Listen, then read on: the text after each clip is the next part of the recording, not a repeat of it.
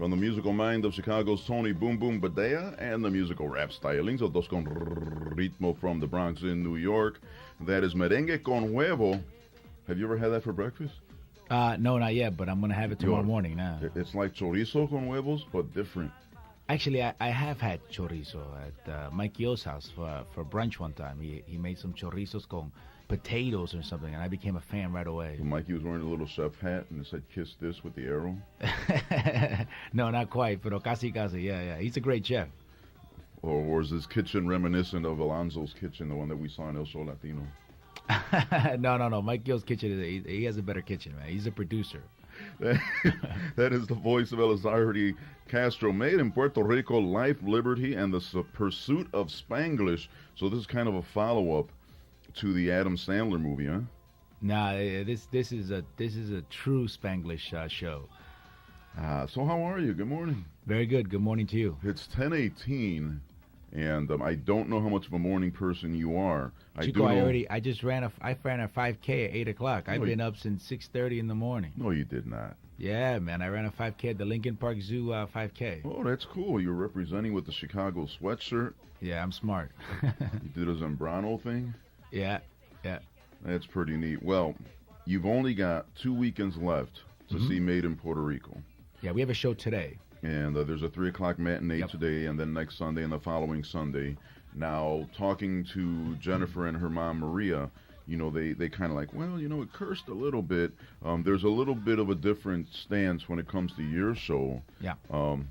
Not as strong in terms of language and presentation. Yeah, my show is completely clean. All my shows have been completely clean. Yo no hablo malo. I don't, on my shows, there's no foul language.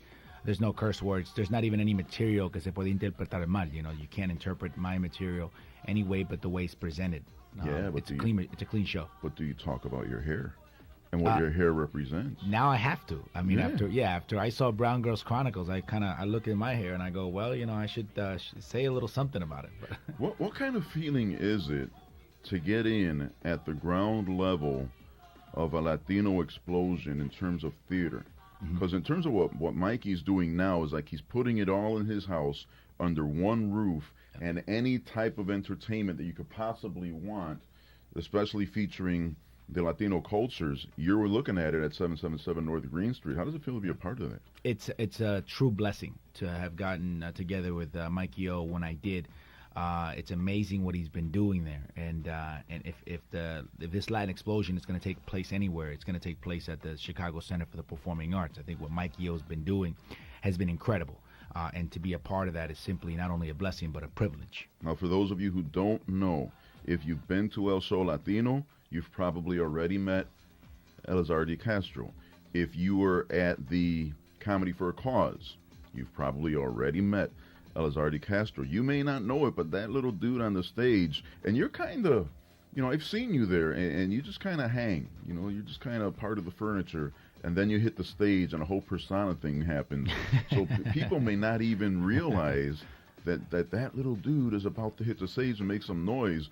I remember taking my son there for the Comedy for a Cause event, and then he texted me all excited because he's a Columbia College kid, and I guess you hang around downtown, Lincoln Park, something like that? Yeah, I live in Lincoln Park. And he sees you near a bus stop, at a bus stop, and he's texting me, I just saw that guy from the comedy club. and I said, well, why don't you say hi to him? No. He was all intimidated. Oh, man. So you're as feet on the ground as it can get. Yeah. I always take the bus. So do people see you and do that double take, especially now in the city, because you've been here for quite a few performances now? Yeah, people usually will see me and they kind of do a double take. I kind of keep a low profile, and it's a lot of fun to have gotten to know the Puerto Rican community here, and to do shows and get to know more of them after the shows and to talk to them. Estamos entre familia, and I love that about Chicago. I called it a transformation, because I kind of do the same thing when I host events. I host freestyle events because that music's the best, And I'll sit on a chair, I'll stand up, I'll take notes, I'll look at things that I want to point out, and then you hit the stage, and then you open up, and then when you're done, you just sit down and you do some more observing. Reminds me of you. It's like one persona when you're off to the side, and then another persona when you hit the stage. And then my thing was, that's the guy I just rubbed shoulders with. I thought it was just a guy in line. Yeah, right. Tell me about that transformation. It's kind of an interesting thing. It's like you got to work yourself up into a frenzy. Yeah, it's in La Familia Mia, you know, where I grew up, and when I grew up, you weren't really encouraged to be a Lucio. You know what I mean? My father usually kept me kind of down and kept me under control. But when I'm on stage and when I'm presenting my show in front of my people, my community, I just step up. I just get full of energy and full of excitement, and I get inspired, and it becomes a whole different person. And I love that. I love that about being on stage. Elizardi Castro is made in Puerto Rico, and that's every weekend in June up until the 21st of June. That's 777 North of de la Green Street. Go to theaterland.com and figure out how you can get to El Teatro, porque si no, you're going to miss something, because I've been there and I've watched the audience react to you, and you will touch nerves. Yeah. And you know, you're the type that you'll say something and people go, yeah, and you know, I can relate to that. So it's not even subliminal. It's in your face. This is the culture. This is how I was raised. You probably were raised like that too. Yeah, and it's great because it gets people talking, and that's the whole point. You know, it'll get a father or a mother talking to their kids, or abuelito talking to their grandchildren about, you know, their stories, and they have great stories, or even better ones than I do. But the whole point is to get La Familia talking and sharing their own stories the way I'm sharing my stories with my son. Now, born in Puerto Rico, get transplanted over to New York. So when did you first land here in Chicago? I moved to Chicago last September. I had come to Chicago 2 years ago to do my show at Northwestern, and I fell in love with the city. Oh, yeah? The community was amazing. It was the strongest show I had ever had, and I wanted more of that. And then I researched Chicago or New York, and I ended up choosing Chicago. And as soon as I did, within a month, I hooked up with Mikey O, and he was great, and we started working on the Valentine's Day show, which kicked it off. And since then, it's been amazing. How long did it take you to discover the giant flags on Division Street? Not long, actually. When they had someone give me a tour of that area, and I saw the flags, and I thought they were temporary. No. You know, and I asked, I said, "Those are permanent? Those are all year round?" Since 1994. Which is incredible that Chicago is that bold. I've never seen a community of people be that brazen about being Puerto Rican, and I loved it. You know what I mean? It's 30 tons of concrete holding that thing in place. That's crazy. And one of the reasons that they did that was the community was changing. Mm-hmm. And the community itself, you know, I'm sure you heard of the movement No Se Vende and things like that. Right. They were so anxious about the community changing that they said, we're keeping our foothold here. We're not going to let the community transform into whatever. And that's the statement. And those flags have been rumored to go to Reese Park. There was a time where they were rumored to be sold to New York, and New York was going to display them somewhere. And the community, you're talking about Miguel de Valle and Luis Gutierrez and Billy Ocasio and people like that, said, no, this is where we're from, and this is where we're going to stay. And even though the community's changed a little bit and it's shrunk a little bit, the Boricua Festival is always on that strip. And the park, you know, next weekend, the park is going to do their thing. And so those flags will likely never go anywhere.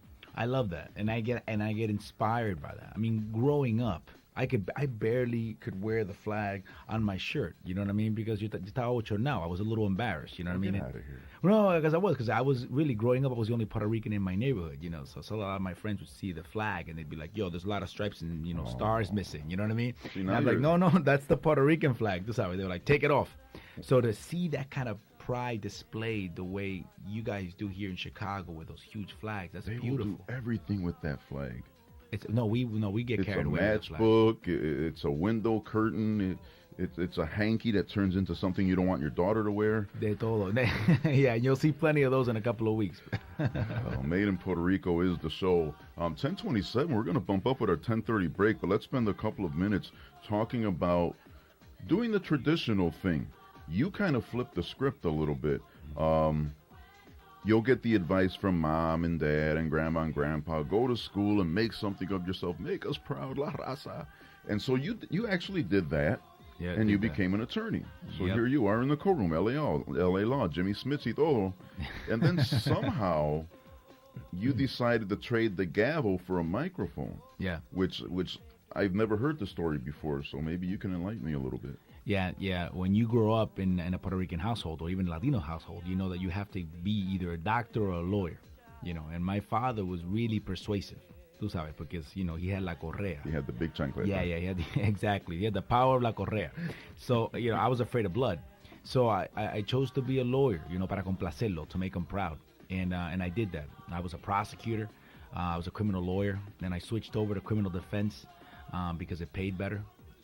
And then llegó un punto where I needed to follow my dream. My dream was to entertain, you know, to make people laugh, to tell my story. And I couldn't do both. I just couldn't. And it was time to leave one and go for it and jump, make that leap of faith. And I did. So is that to say that being an attorney, prosecutor, lawyer, however you want to put it, actually wasn't fulfilling, even though you were able to accomplish all the things that people would probably say the guy from the island is not going to do? Yeah. It just wasn't my dream. You know, it was my father's dream, and I don't resent him for that. I love my dad. You know, yo lo quiero mucho, and I did that for him. I did that for my family. Pero llegó un punto where I had to look after me, and I had to fulfill my dream. My dream partly también era to make my parents happy. I mean, that's el sueño de a lot of people, and that was one of my dreams. But once I lived that, it was time to do my other dream, which is to spread the word and share my message and share my stories and make people laugh about not just our culture, but about papi, you know, and about mommy and about abuelito and all that. Now, with Father's Day coming up, the next generation of Castros has been born and bred. You've got a son yourself. Yep. So now, when it comes to raising him, now I did things a little differently than my parents when it came to raising my son. I decided I'm doing the opposite of what they did. And you actually had a fairly good upbringing. You became a lawyer out of the deal. Right. But then you kind of went and changed shoes and did something else. You're going to raise your son, and there's every possibility that he's going to want to do something opposite of what you're envisioning for him. So how do you go with that? Well, one of the things I'm going to teach my son, hopefully by doing this, is to teach him that he can do anything he wants. He doesn't just have to do one thing, that you can switch. You could have your hand in different pots, you know what I mean? And hopefully I can keep my correa on. You know what I mean? That's the goal. Well, yeah, because the difference between generations is that one generation was taught to dial the phone and the other one was taught to take it like a man. Yeah. And instinctually, you know, I go for the belt sometimes, you know what I mean? And that's the hardest battle for me, you know? So hopefully he'll grow up to appreciate how difficult it's been to keep the belt in my pants. Pero the important thing is for him to know that the education thing is very important, pero so is your need to follow your own dreams. And that's what hopefully he'll get from my leap of faith que estoy haciendo ahora, that I'm doing now. We're in studio with Made in Puerto Rico's very own Elizardi Castro. Thanks for coming in on a Sunday morning. It is 10:30, so we're bumping up against a 10:30 break. But it still means we've got about a half hour, and if you want to participate, 773-777-1450, 773-777-1450. In the meanwhile, Marco Antonio Muñiz, and then we return.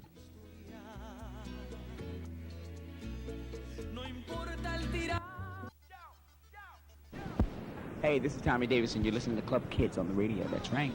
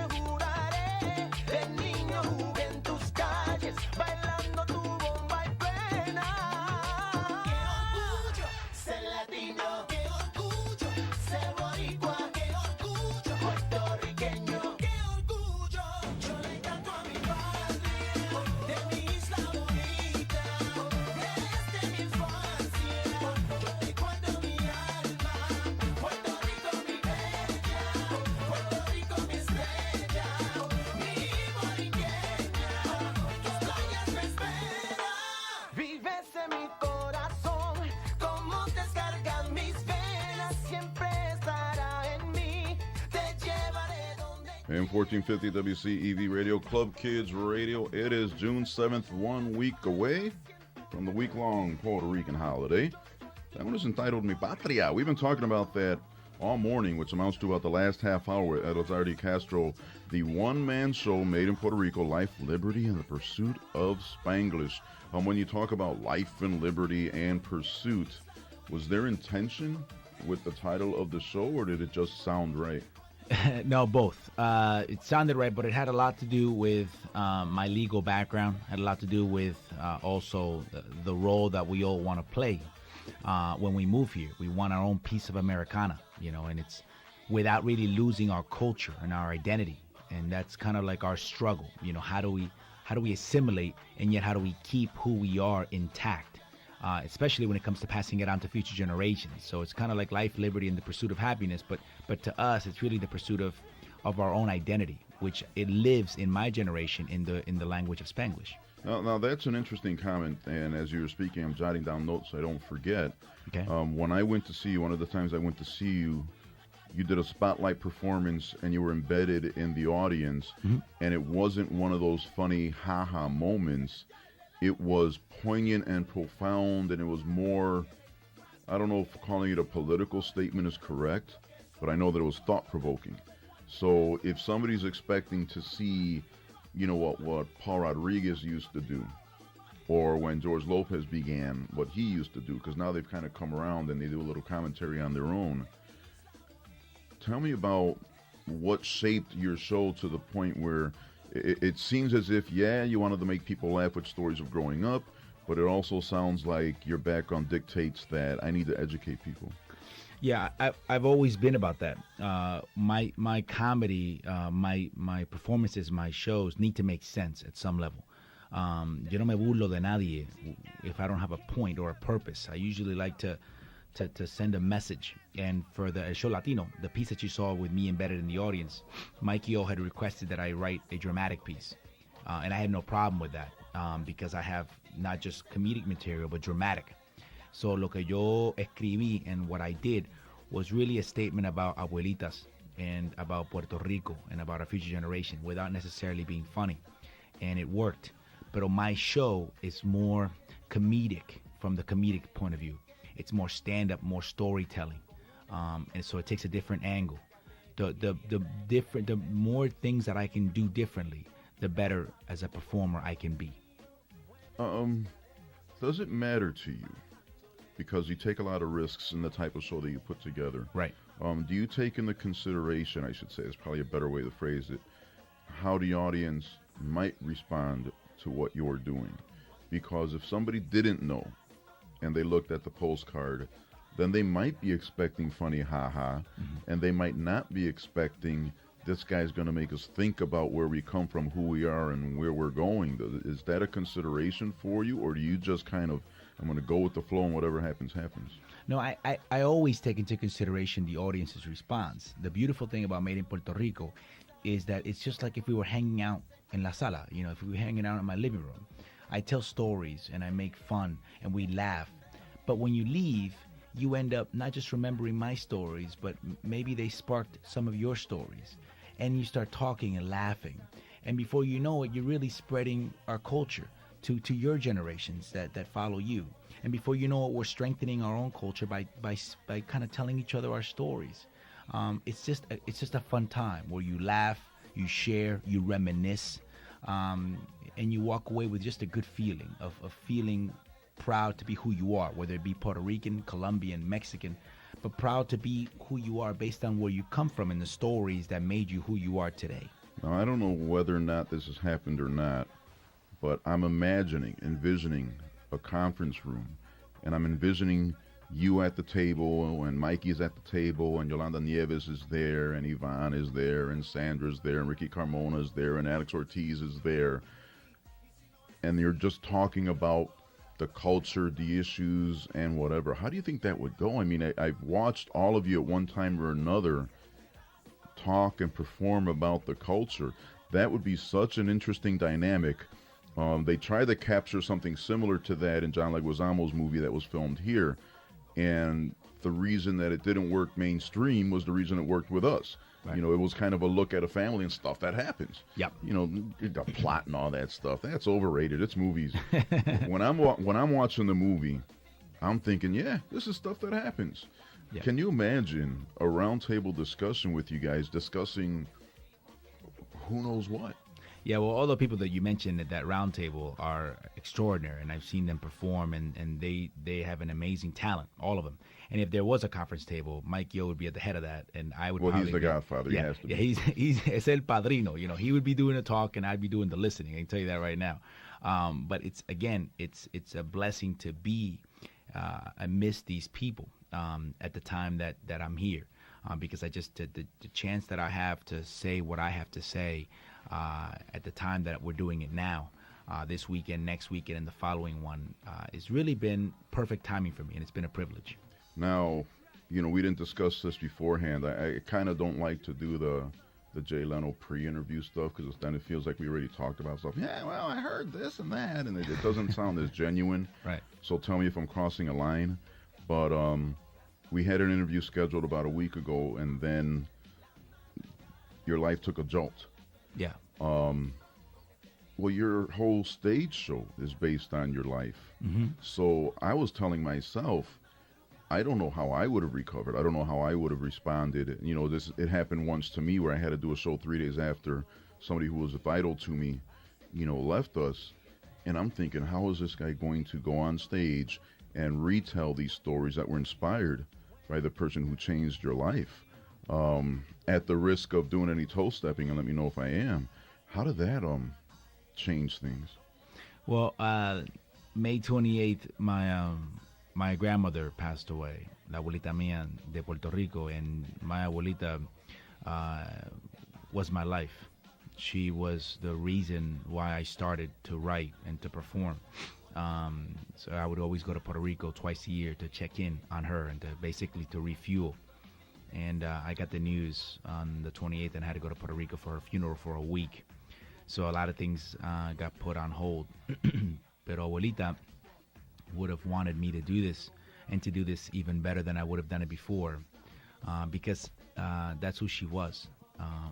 She inspired that in me. So gracias a Dios that with her passing, no se me fue esa motivación. I didn't lose any fuel. If anything, I got more inspired. And I feel, oddly enough, I feel closer to her now than I did when she was in Puerto Rico enferma, when she was in Puerto Rico sick.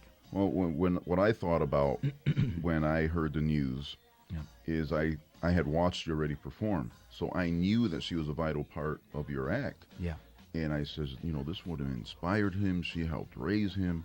And now he's got to go on and carry on. And I couldn't fathom how that could happen. But I suppose now the stories become more of a tribute to somebody who was one of the most important people in your life. And the most beautiful part about it is that in a way, before she passed away, a lot of people in Chicago got to know her through my shows. Right, and, exactly. And I love that people already knew what she meant to me. And people were great. Mikey O was great, and everybody from a show Latino was great, and they already knew what she meant to me when that happened, and their love and their support that I got from them and from a lot of people in Chicago was amazing to help me recover. She was everything to me, and there's no denying that. And now, like you said, to share her stories mean even more to me now because I want people to remember her the way I did. We're talking to Elizardi Castro. I want to thank you for sharing that too, because like I said, we didn't talk beforehand, right. And I kind of intentionally try not to talk to you all beforehand because then it's not fresh and it's not new, and it feels like we already talked about it. So I was taking a gamble. Yeah, you got any surprises? Anything else you want to let me know? Well, as a matter of fact, I didn't anticipate that. Over there with the brown envelope got some news for you. Oh, is Abuelito here? Did you guys fly him in? But I think it really is impactful because even in the passing of somebody, people are going to relate to you. It's going to come back to, this happened to me 2 years ago, and this just happened to me, you know, the other day. And through what you're doing and your performances as a tribute or as just a regular everyday performance, you're probably going to give someone strength, whether you know it or not. Yeah, and ideally that's the that's the hope. It's kind of like when I began to write my shows, I always thought, I'm writing this for that one person in the audience, that maybe when they see my show and when they hear what I have to say, maybe it'll inspire them to do the same or to do something similar. No importa que hayan, 140 people or 300 people. If I just touch that one person, then I think my job was well done. Nicely done. 10:46, 60 seconds from now, we continue Club Kids Radio. Alex Rodriguez of the New York Yankees talks about the Boys and Girls Clubs. When I was 9, my mom had to work 2 full-time jobs to keep our family together. She didn't get home till 11. The streets were there, but for my sake, so was the Boys and Girls Club. The Boys and Girls Club is a positive place for kids to go every day after school, to do homework, make friends, and play ball. Eddie Rodriguez ran the Boys and Girls Club in my neighborhood, and he still does today. He taught me to believe in myself, to be positive, stay grounded, and to keep my eye on the ball. I still come back to train at the Boys and Girls Club. With Eddie, he's like a father to me. There are more than 3,000 Boys and Girls Clubs where caring people like Eddie are helping our kids succeed. Does it work? It did for me. Support the Boys and Girls Clubs, the positive place for kids. Call 1-800-854-CLUB.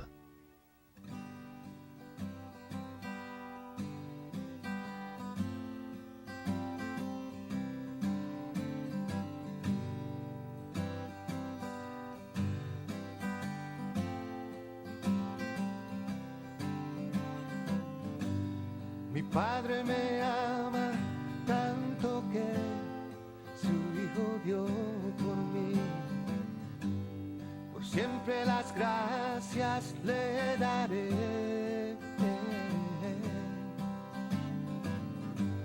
Me ha dado su espíritu y verdad. Bendito mi Señor.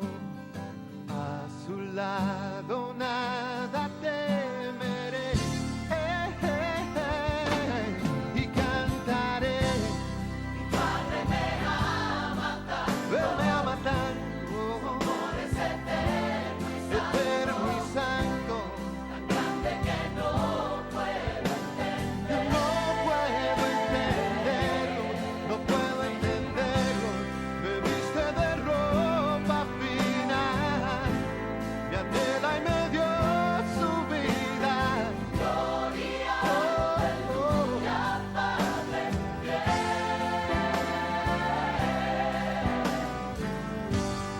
Padre me ama tanto que soy su heredero. Me ha dado su nombre y su poder. Me viste de gloria y de bondad. Bendito mi Señor.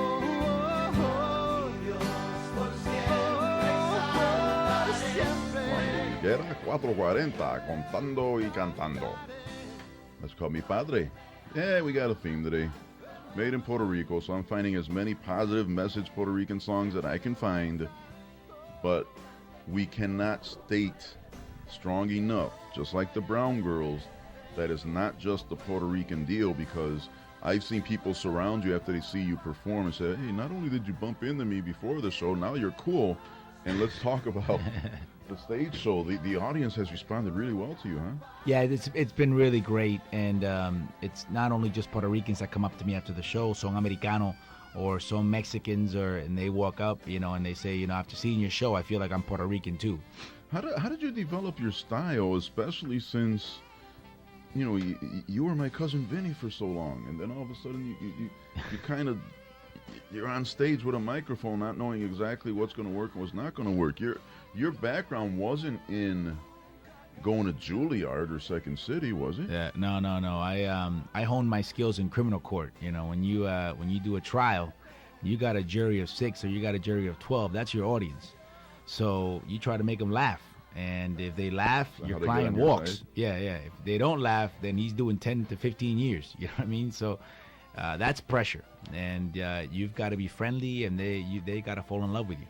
And a comedy club audience is kind of the same thing. You've got to win them over. So, yeah, I learned the hard way. You've only got 6 more opportunities. 7 with today. Yeah. Yeah. So today there's a matinee at 3 o'clock. So Yep. there's still tickets. Yeah. Oh my God. Yeah. Well, when you were here the last time, I go online to theaterland.com. Nope, can't do it.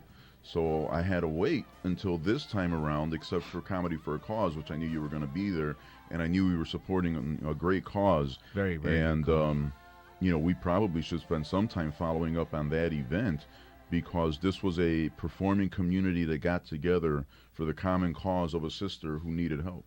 Yeah, it's MS, and my sister-in-law suffers from the same malady, and it's a cause that was very dear to me, and that I would have done in a heartbeat, and I would still do it again. Talking about your sisters, I was outed a couple of weeks ago when I went to see the Brown Girls. They called me a brown boy. You too, honorary brown boy. Yeah. When you watched them do their thing the first time around, because they just went to your American home base to perform. That's right. How did you feel about that type of thing? That was so different, and I remember telling them afterwards that if it was a professional ensemble of actors, wouldn't be able to pull it off. Yeah. It had to be them. Yeah, I've seen them perform, and they've seen me perform. They know that I support them 100%, and I'm very proud of what they're doing. Extremely proud to that they're doing the material that they're doing, the way that they're doing it. I'm all for it, and I've told them if there's anything I can do, by all means, I'll do it.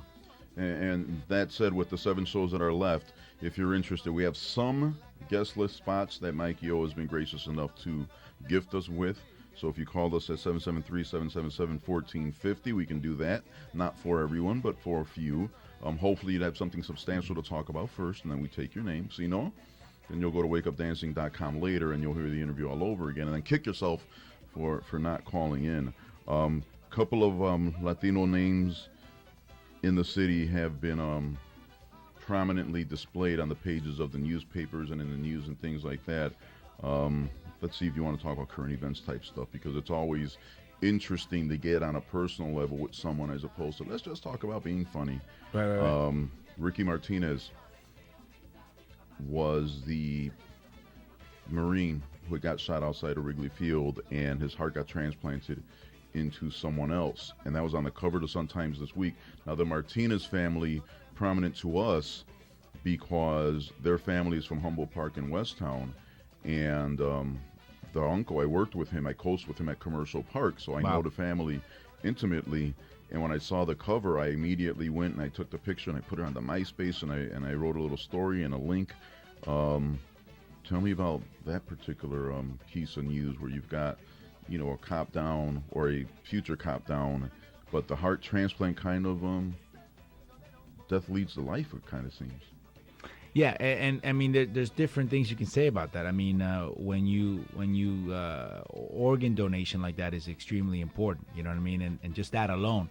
Pero de que, I mean, it's a sad. I mean, it's one of those bitter but sweet. I mean, it's a tragic story, pero también it has a good ending. I guess you could look at it that way. And I agree with that picture. That's a very memorable picture that they printed in the newspaper, where el muchacho tenía la mano up to the guy's heart, and that's some powerful stuff. Yeah, it's a very, very powerful picture. So it's kind of like, sad, but a good story. And you have to commend the Sun-Times for doing that, because recently, with everything that happens, violently in the city, especially with Chicago public school students and things like that, to invest a cover in that image for our community, I think that was strong.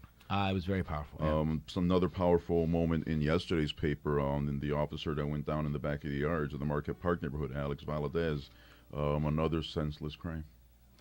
Yeah, and I know all too well about that. I mean, I was a prosecutor in Central Florida, Orlando, and Kissimmee, and I was a criminal defense attorney, and a lot of the crimes are just simply senseless. And muchas de las veces, what people forget, is que there might be somebody that does something senseless, pero esa persona tiene familia. Yeah. And not only does the crime have a victim, but that defendant's family, ese zángano that did something dumb, that family is also a victim, because they got to deal with this now. You know what I mean? So there's so many people that get hurt by a senseless crime that it's hard to take sometimes on a daily basis. That's an interesting comment that you make, because I linked that story as well. Anytime I see something interesting, I'll link it.